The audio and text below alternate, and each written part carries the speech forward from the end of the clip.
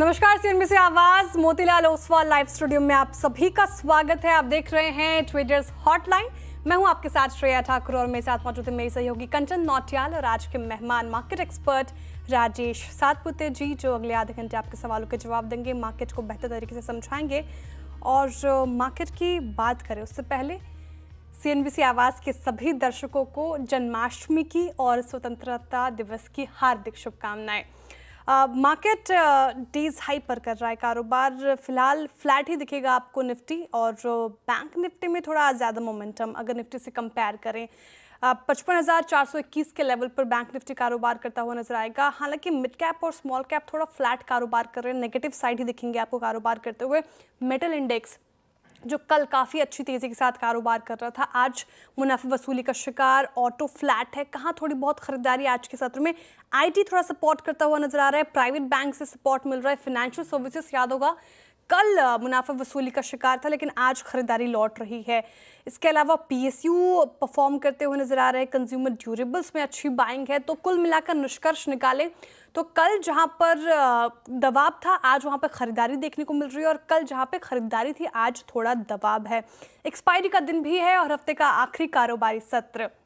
Market को कैसे approach करना चाहिए, साथ ही अब कौन से लेवल्स इंपॉर्टेंट होंगे, वॉच आउट करना। लॉन्ग वीकेंड के बाद मार्केट कैसे खोलेगा, सब पे करेंगे चर्चा। साथ ही आपके क्वेरीज को भी एड्रेस करेंगे। बताइए राजेश जी, गुड मॉर्निंग, स्वागत है आपका कार्यक्रम में। सबसे पहले मार्केट निफ्टी फ्लैट है, लेकिन बैंक निफ्टी में आज थोड़ी स्ट्रेंथ नजर आ रही है, लेकिन कितनी टिकाऊ ये तेजी, और कंसिडरिंग आज एक्सपायरी का दिन भी है, वोलेटिलिटी भी देखने को मिलती है, तो कैसे अप्रोच करें इस मार्केट को? Very good morning Shreya, good morning Kanchan, and good morning good everyone. Morning. और सभी व्यूवर्स को जन्माष्टमी और स्वतंत्रता दिवस की शुभकामनाएं। देखिए श्रेया, आपने बाजार में हमने जो पिछले 2 दिनों से रैली देखी, this is called technically relief rally. और मुझे अभी भी लगता है कि ये कंटिन्यूएशन होगा रिलीफ रैली का, क्योंकि जनरली रिलीफ रैली में एक मूव होता है। फर्स्ट ये इनिशियल प्रॉफिट बुकिंग में आता है, और सेकंड हाफ में यहाँ पे हमने बाइंग देखना है। तो अगर आज निफ्टी की बात करें, तो निफ्टी स्पॉट की मैं बात करूँ तो सपोर्ट जो है वो 24,600 के आसपास है। 24,600, 24,550। तो ये जब निफ्टी जब जब गिरेगा इस जोन में, तब तक फिर से बाइंग होगी। तो it's a buy on dip for me. अच्छा, रेजिस्टेंस कहाँ है? तो रेजिस्टेंस है करीबन 24,800 से लेकर 25,000, यानी पहला रेजिस्टेंस आता है 24,800 का। अगर ये लेवल पार होता है तो 25,000 का टारगेट इनफ्लोड होगा।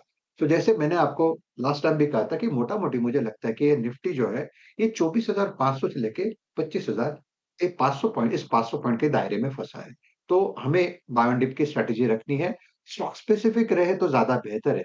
इंडेक्स में आपका पैसा नहीं बनेगा, ऊपर नीचे में वो ऑप्शंस आपका गल जाएगा, क्योंकि उसके लिए आपको आईवी आपके साथ होना चाहिए, तो वो नहीं होगा। इससे अच्छा है हम अगर थोड़ा स्टॉक्स पे फोकस करें, जहाँ पे आपको रिटर्न भी अच्छे मिले। ओके, तो ये थी राय निफ्टी और बैंक निफ्टी के ऊपर। मार्केट में किस तरीके की स्ट्रैटेजी अपनानी है, ये सातपुते जी ने हमें क्लियरली इंडिकेट कर दिया है। और आप सभी को मेरी तरफ से, सीएनबीसी आवाज की तरफ से, इंडिपेंडेंस डे और साथ ही साथ जन्माष्टमी की हार्दिक शुभकामनाएं। और लॉन्ग वीकेंड भी है, तो अच्छे से सारी की जो फेस्टिविटीज है उसको एंजॉय करिए। चलिए, हफ्ते का आखिरी कारोबारी दिन है, वो नंबर आपकी स्क्रीन पे रखते हैं जिसके थ्रू आप हमारे साथ कनेक्टेड हो सकते हैं और अपने पोर्टफोलियो रिलेटेड जितने भी सवाल है इस नंबर पे आप भेज सकते हैं। व्हाट्सएप नंबर आपकी स्क्रीन पे ऑलरेडी आ गया है। Apart from this, social media platform पे आप मुझे, सीएनबीसी आवाज को, श्रेया ठाकुर को टैग करके अपने पोर्टफोलियो रिलेटेड सवाल पूछ सकते हैं। देखते हैं कि पहले दर्शक हमारे साथ कहां से जुड़े हैं। फिरोजाबाद से दीपक जी हमारे साथ जुड़े हैं। दीपक जी नमस्कार। जी नमस्कार जी। जी, क्या सवाल है दीपक जी? एंजल वन है मेरे पास, 15 शेयर 2950 हो गए। ठीक है। अब इनको रखना है या निकालना है? ओके, वैसे पर्सपेक्टिव क्या लेके चल रहे हैं, लॉन्ग टर्म का या फिर शॉर्ट टर्म का? लॉन्ग टर्म का है। अच्छा, लॉन्ग टर्म का पर्सपेक्टिव है। और 12 तारीख के बाद, परसों यहाँ पे हमें, परसों से अभी तक हमें अच्छी खासी एक रैली देखने को मिली, लेकिन उसके पहले तो हमने देखा था कि एक थोड़ी सी नेगेटिव ट्रेजेक्टरी बनी थी। दो आज भी एक अच्छा खासा उछाल हमें देखने को मिल रहा है। इनफैक्ट कल के सत्र में भी जो कैपिटल मार्केट के स्टॉक्स हैं वहां पे एक अच्छी खासी रैली थी। सातपुते जी, आगे की ट्रेजेक्टरी किस तरीके की दिखाई दे रही है? 29.50 की खरीदारी का भाव है, 26.60 के आसपास कर रहा है ये कारोबार। देखिए कंचन, मुझे लगता है जिस तरह से यहाँ पे करेक्शन हुआ है, करीबन 3,400 का लेवल था एंजल वन का, मैं यहाँ पे स्पॉट की बात कर रहा हूँ। तो 3,400 से करेक्ट हुआ करीबन 2,500, और 2,500 के बाद यहाँ पे पहली बार ऐसा लग रहा है कि यहाँ पे बॉटम लग गया है, यहाँ से एक रिवर्सल मिलेगा। और इस रिवर्सल का, इस रिलीफ रैली का जो टारगेट बनता है वो करीबन 2850 से लेके 2900 का बनेगा। So looking at the overall pattern, मुझे लगता है it's better you hold your position.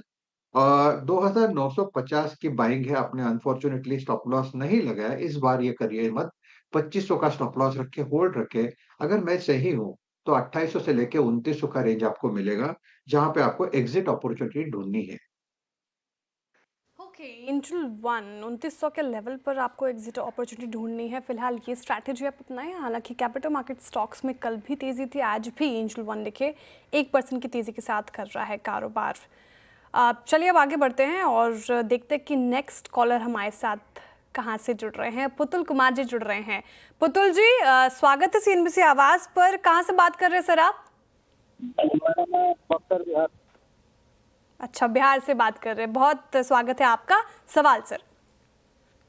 सवाल है कि मैं डाबर लिया हूँ, 40 क्वांटिटी है हमारे पास, और उसके वजह से लॉन्ग टाइम के लिए है, क्या मतलब उसमें कुछ? ओके, ठीक है, लॉन्ग टर्म के लिहाज से पूछ रहे हैं। 503 के लेवल पर कर रहा है कारोबार और 525 इनकी खरीद है, तो लॉस तो है, 21 रुपये प्रति शेयर का लॉस झेल रहे हैं। डाबर के नतीजे भी ठीक नहीं आए थे और स्टॉक अगर आप देखें तो एक महीने में 4% के करीब करीब गिरा है। कंसोलिडेट तो करता हुआ नजर आ रहा है। डाबर चार्ट्स पे कैसे प्लेस 672 तक गया था, उसके बाद से 503 के लेवल पर है। एफएमसीजी जहां दूसरे काउंटर्स में ज़्यादा स्ट्रेंथ है, राजेश्री, डाबर कैसा परफॉर्म कर रहा है कंपैरेटिवली? उनकी बाइंग प्राइस क्या है? Excuse me. बाइंग इनकी 525 की खरीद है, लॉस में है, 20 रुपये प्रति शेयर का लॉस झेल रहे हैं। कोई प्रॉब्लम नहीं। देखिए, मुझे लगता है ये 500 का सपोर्ट इंपॉर्टेंट होगा, क्योंकि ये जो करेक्शन हुआ है वो 525 के लेवल से हुआ है। 550 से लेके 500 तक का एक करेक्शन हो चुका है। तो लगभग आप कह सकते हैं कि 10% का करेक्शन हो चुका है। मुझे लगता है ये 500 का लेवल होल्ड रहेगा, सस्टेन होगा, और यहाँ से एक रिलीफ रैली मिलेगी जिसका टारगेट होगा करीबन 520 से 525 का, जहाँ पे आपको एग्जिट लेनी है। So for the time being 500 के ऊपर सस्टेन हो रहा है, तो हमारा स्टॉप लॉस होगा 492 का। होल्ड।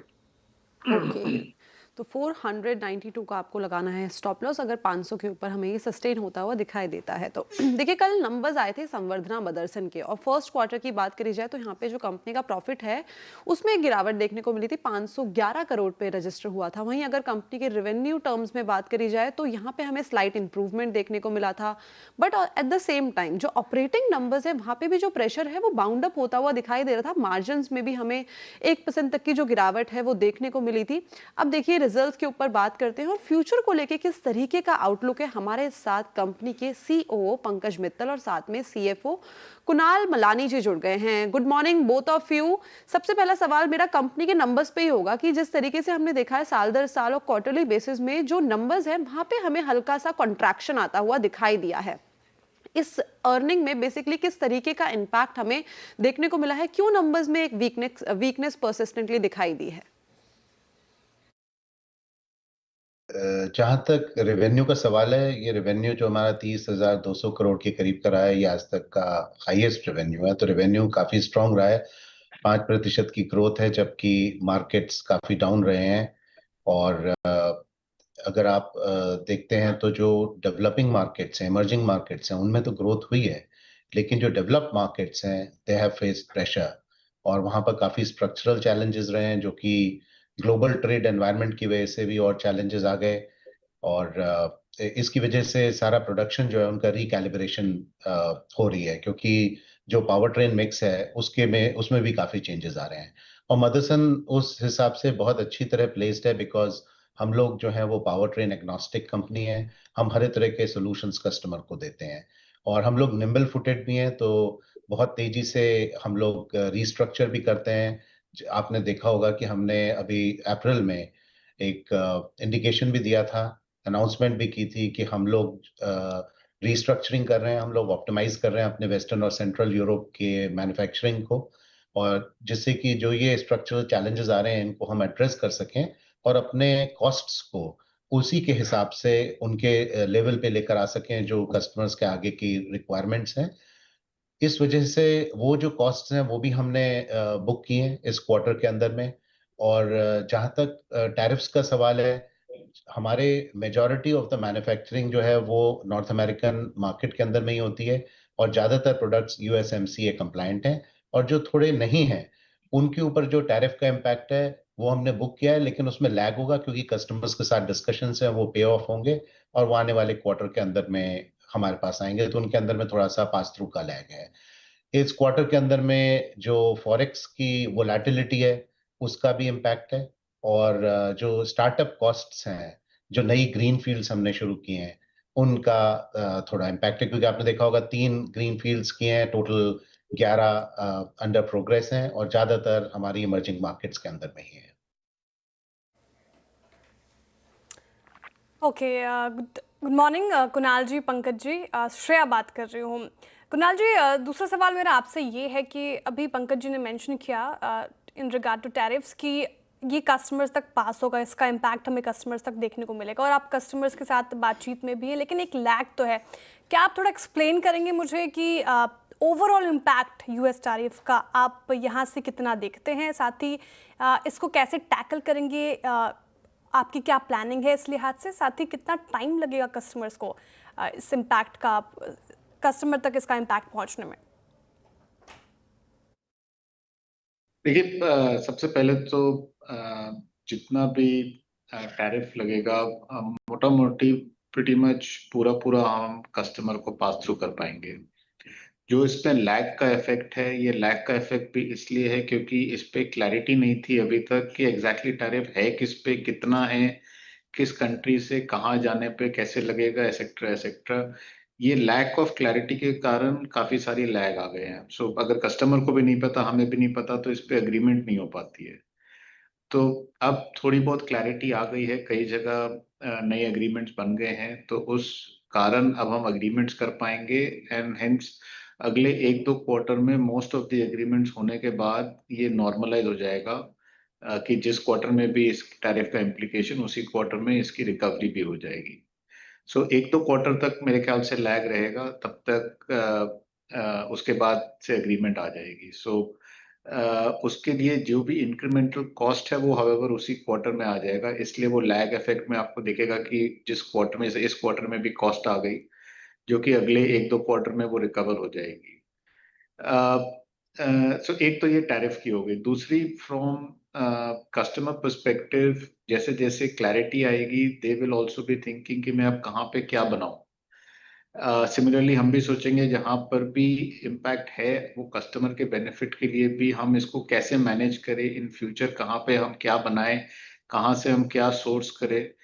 ये जब टैरिफ की क्लैरिटी आ जाएगी तो दोनों कस्टमर और सप्लायर दोनों मिल के डिसाइड करेंगे कि एग्जैक्टली कहाँ पे हम ये बेस्ट ऑप्टिमाइज कर सकते हैं from a supply chain perspective.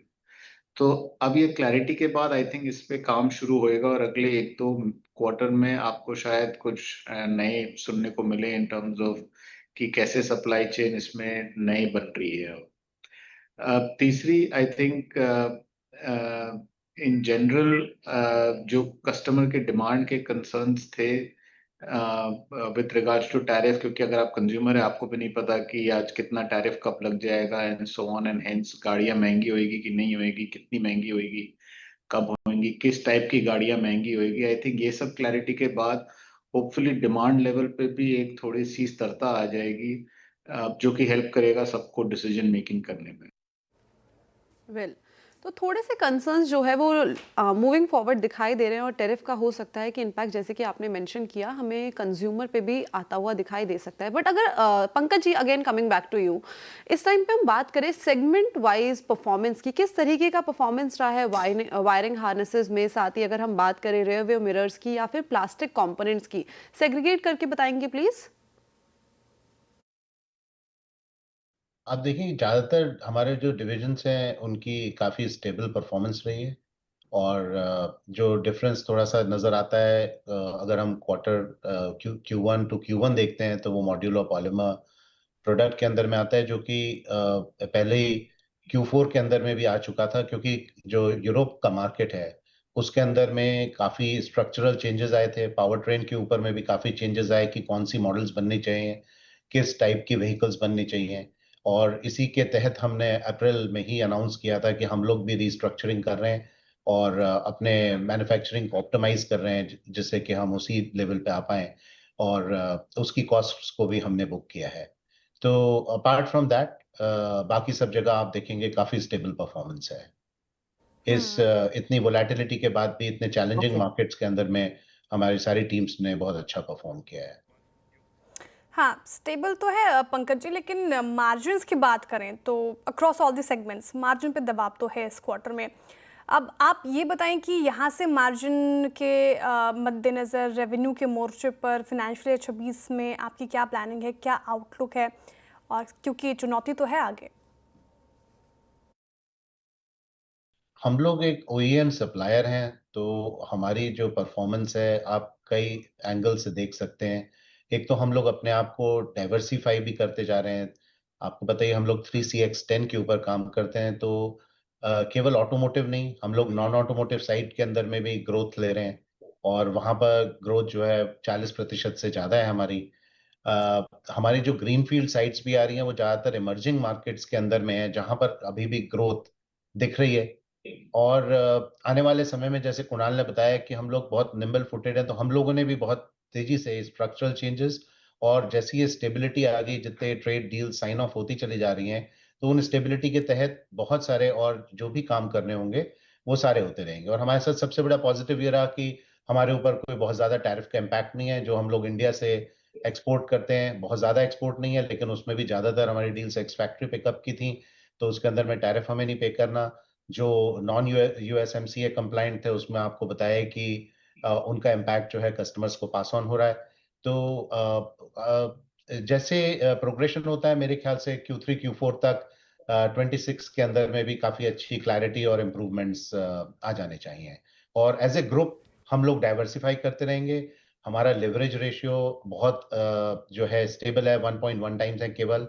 और ये हमारे को एक बहुत ही सुदृढ़ कंपनी बनाता है जो कैपेबल है कि ऐसे मार्केट के अंदर जहाँ पर काफ़ी पेन होगा, तो हम लोग एक्विजिटिव भी हैं, कस्टमर्स को जहाँ सॉल्यूशन चाहिए होंगे, उनके ऊपर में भी काम करते रहेंगे, जिससे कि with a very strong balance sheet हम आगे उनको और सॉल्यूशंस दें, हर एक फील्ड के अंदर में।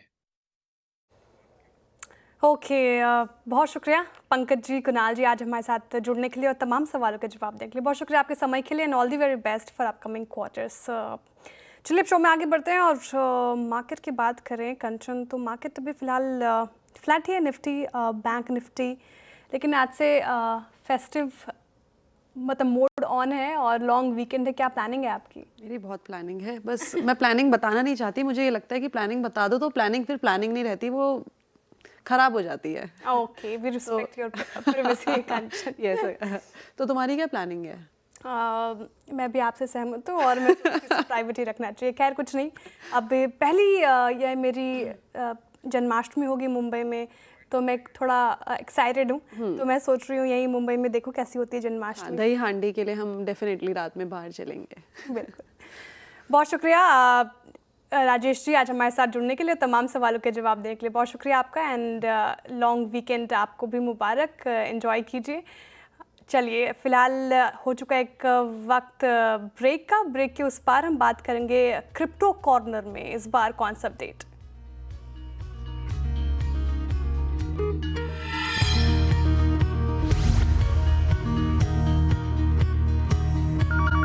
स्वागत है आपका। आप देख रहे हैं क्रिप्टो कॉर्नर और हमारे साथ जुड़े हैं रिफ्लेक्सिकल के फाउंडर अजीत खुराना। अजीत नमस्कार। और बहुत इंटरेस्टिंग डेज हैं क्योंकि क्रिप्टोज में सभी में हमने तेज़ी आते हुए यहाँ पर देखी। और सबसे पहले आपसे प्राइसेस की बात करेंगे क्योंकि ओवरनाइट जिस तरह के गेन्स देखने को मिले हैं, $124,000 पर अब यहाँ पर बिटकॉइन है और इथीरियम अपने जो 2011 में हमने ऑल टाइम हाइज बनते हुए देखे थे उससे बहुत दूर नहीं है। जो ये लेटेस्ट सर्ज है, ये कहाँ से आता हुआ देखते हैं आप?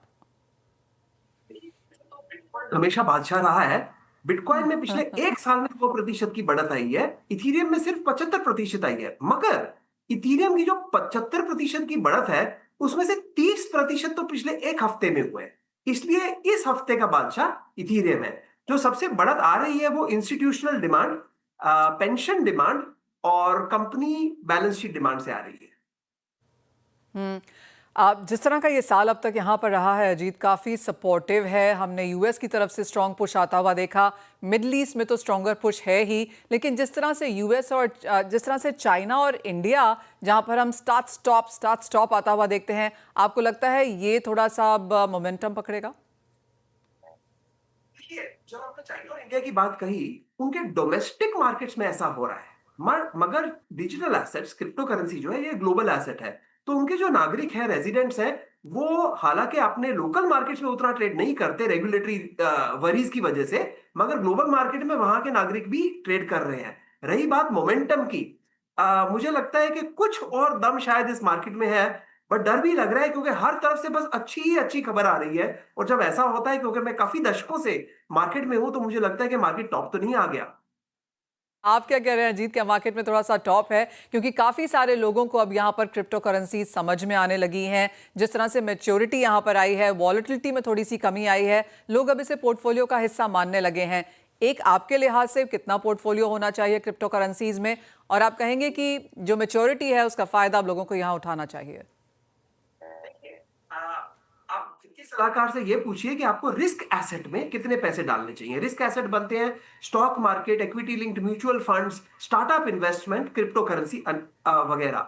आप इसमें 1% डाल सकते हैं, 10% डाल सकते हैं, 50% डाल सकते हैं, मगर जो आपका रिस्क एसेट पोर्टफोलियो है, मुझे लगता है कि उसका कम से कम 10% क्रिप्टो करेंसी होना चाहिए, और अगर आप बहुत जानकार हैं तो उससे ज्यादा भी हो सकता है। आई नो ये थोड़ा सा थियोरेटिकल क्वेश्चन है अजीत, लेकिन ज़्यादातर जानकार ये भी मानते हैं कि जो $4 ट्रिलियन की मार्केट है जो क्रिप्टो करेंसीज की है, ये आगे जाकर काफ़ी बढ़ सकती है। जिस तरह की रिपोर्ट्स हम पढ़ते हैं और ये बैंक्स एंड ब्रोकरेजेस से है कि ये शायद 50 ट्रिलियन 100 ट्रिलियन की मार्केट 2030-2032 तक हो सकती है। आपकी सेंस क्या कहती है? देखिए, 10 ट्रिलियन तक तो बड़े आराम से माना जा सकता है। जब आप उससे बहुत बड़े नंबर बोलने शुरू करेंगे, 25 ट्रिलियन, 50 ट्रिलियन, तो इसे दूसरों के तुलना में देखना पड़ेगा। वो होने के लिए, वैसी सिचुएशन होने के लिए, यूएस का जो डॉलर है, उसके अंदर हमको बहुत हाइपर इन्फ्लेशन देखनी पड़ेगी, क्योंकि नहीं तो दुनिया में इतने एसेट ही नहीं है कि उनमें से एक एसेट 100 ट्रिलियन का हो जाए।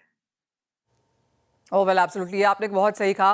और ऐसा देखने को भी मिलता है कि जब कोई चीज़ बहुत ज़ोरदार से चलती है तो उस तरह की रिपोर्ट्स और बुलिशनेस की तरफ हम यहाँ पर आता हुआ देखते हैं। लेकिन जिस तरह के फिलहाल यहाँ पर नंबर्स हैं, स्पेशली इंडियन मार्केट्स में, एक वर्ड ऑफ कॉशन अजीत क्या देना चाहेंगे नए इन्वेस्टर्स को या जो लोग ऑलरेडी इन्वेस्टेड हैं? तो नए इन्वेस्टर्स हैं, मैं ये कहूंगा कि देखिए, नए इन्वेस्टर्स अक्सर मार्केट में उस समय आते हैं जब मार्केट एकदम टॉप पर होती है, तो बाय लो सेल हाई की जगह वो बाय हाई सेल लो कर लेते हैं। तो इसके लिए सावधानी से धीरे धीरे आइए। प्राइसेस काफी बढ़ चुके हैं और बढ़ जरूर सकते हैं, मगर उतने पैसे ना डालिए जो कि अगर आपको वापस देने पड़े, जैसे कि आपने उधार लिए हो, तो आपको बहुत तकलीफ हो। जो लोग एग्जिस्टिंग इन्वेस्टर्स हैं, जिनके बहुत बहुत पोर्टफोलियो ऑलरेडी बढ़ चुके हैं, उनके लिए मेरी सलाह ये होगी कि थोड़ा बहुत प्रॉफिट ले लीजिए, क्योंकि अगर बिटकॉइन 125,000 पर है और बहुत ज्यादा गिर गया, तो पता नहीं, थोड़ा टाइम लग सकता है वापस आने में। अजीत, जहाँ तक इंडियन मार्केट्स की बात है, जैसे आपने कहा कि इन्वेस्टर्स यहाँ पर हैं, largest one of the fastest adopting markets भी हम यहाँ पर देखते हैं। जिस तरह से हम यहाँ पर इंतज़ार कर रहे हैं वो डिस्कशन पेपर का, जो अभी तक नहीं है, लेकिन जैसी कॉन्वर्सेशंस हैं कि शायद अब इंडिया में विलिंगनेस है इंस्टेड ऑफ दैट रिस्ट्रेंट, क्या वो चेंज हम आता हुआ देख रहे हैं? मार्केट्स में 25 साल से ज्यादा हो चुके हैं मुझे, और जो भी इनोवेशन आई है, चाहे वो प्राइवेट म्यूचुअल फंड थे, प्राइवेट एयरलाइन थे, प्राइवेट इंश्योरेंस कंपनीज थी, ई कॉमर्स था, सोशल मीडिया था, इंडिया थोड़ा धीरे आता है मार्केट में। लेकिन जब ग्लोबल न्यूज ऐसी होती है कि भाई अभी आप छोड़ नहीं सकते इसको, तो इंडिया फिर होल हार्टेडली आता है, और मुझे लगता है वो समय अब आ चुका है। 2025 में ही मुझे लगता है कि इंडिया के जितने ट्रेडिंग वॉल्यूम्स है वो 2 गुना हो सकते हैं, जैसे कि अच्छी रेगुलेटरी क्लैरिटी आए तो। Oh well, absolutely. अजीत, एक फाइनल क्वेश्चन, और ऐसा माना जाता है कि क्रिप्टो करेंसीज में हमने एक फास्टेस्ट अडॉप्टिंग, किसी भी टेक्नोलॉजी में अगर हमने फास्टेस्ट अडॉप्शन देखी है तो वो शायद क्रिप्टो में है, और उसके बाद अब एआई पर है। किस तरह से आप इसका फ्यूचर देखते हैं? अगले 5 साल में कहाँ होंगे हम? सबसे पहली बात आपको बताता हूं, क्योंकि आपने एआई की बात की, तो इथीरियम पिछले एक हफ्ते में 30% क्यों बढ़ा? उसमें कौन सी कहानी है? इथीरियम में कहानी ये आ रही है कि जो एआई एप्लीकेशंस हैं जो डिसेंट्रलाइज्ड होने की कोशिश कर रही हैं वो इथीरियम को अडॉप्ट करेंगी। इस कहानी के चलते 30% बढ़ा है। ये कहां तक जाएगी? मुझे लगता है कि जो एसेट है वो बहुत तेज अडॉप्ट हुआ है, मगर जो उसकी अंडरलाइंग टेक्नोलॉजी के बेनिफिट्स हैं वो बहुत धीमे अडॉप्ट हुए हैं। अगर ऐसा चलता रहा तो एसेट की प्राइस भी ज्यादा नहीं बढ़ेगी। बट मेरा अनुमान ये है कि अगले 5 सालों में जिस हद तक ये डिसेंट्रलाइज्ड टेक्नोलॉजीज हैं, बिटकॉइन, इथीरियम और अन्य ब्लॉकचेन्स हैं, इनमें बहुत बढ़त देखने का मौका मिलेगा। मुझे लगता है कि टेक्नोलॉजी अडॉप्शन यहां से अगले 5 साल में 100 गुना बढ़ सकती है। ऑल राइट, तो बहुत पॉजिटिव स्ट्रॉन्ग नंबर्स वहां पर आते हुए, लेकिन ऑफ कोर्स अजीत खुराना की तरफ से वर्ड ऑफ कॉशन भी है कि उतना ही निवेश करें जो आपको लगता है कि आप रिस्क मैनेजमेंट के तौर करेंगे। लेकिन क्रिप्टोज में निवेश अब यहाँ पर काफ़ी सारी कंट्रीज कर रही हैं, HNIs, इंस्टीट्यूशन, बैंक्स और इवन गवर्नमेंट्स यहाँ पर अब इसे एक रिजर्व करेंसी बनाने पर लगी हुई हैं। तो आप इसे कैसे निवेश करेंगे वो आपको देखना है। अजीत, एज ऑलवेज बहुत शुक्रिया हमारे साथ आज यहाँ पर जुड़ने के लिए और वो काफ़ी सारी चीज़ों पर क्लैरिटी भी लेके आने के लिए। CNBC आवाज प्रस्तुत करता है crypto corner, powered by CoinDCX।